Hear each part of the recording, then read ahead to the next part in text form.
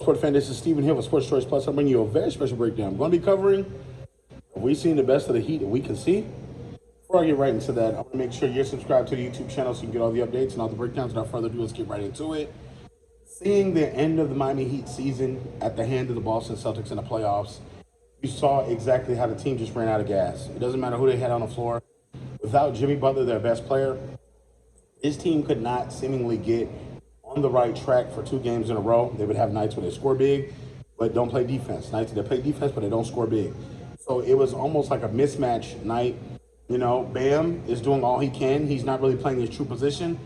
I think Tyler Herro is doing what he can do, but this team is not really equipped to win unless they got all their pieces. When you look at Coach Eric Spoelstra, he's a phenomenal coach. Don't get me wrong. But when you're in the NBA, you get to a certain point where your roster doesn't meet the talent, they just don't have the talent.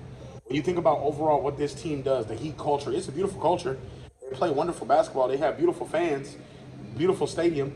But when you get down to it, this team is not where they need to be, and they need help.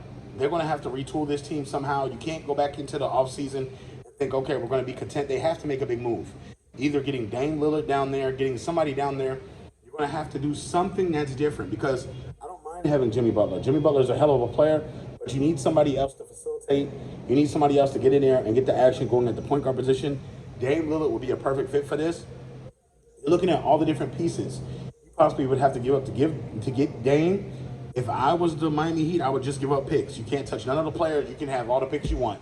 Because if you get Dame Lillard, you're going to potentially make some noise in the Eastern Conference as far as trying to get to the NBA Finals.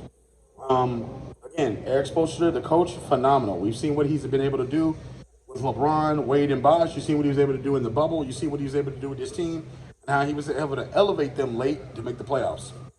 The big thing for me, when you put a team together, you kind of know in a season where your team is.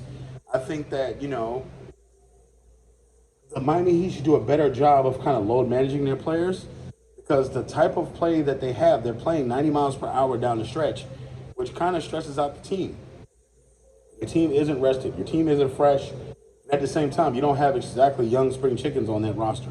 So when it's all said and done, I think that the Miami Heat need to replace some of the core pieces. Not all of them. The Heat culture is fine.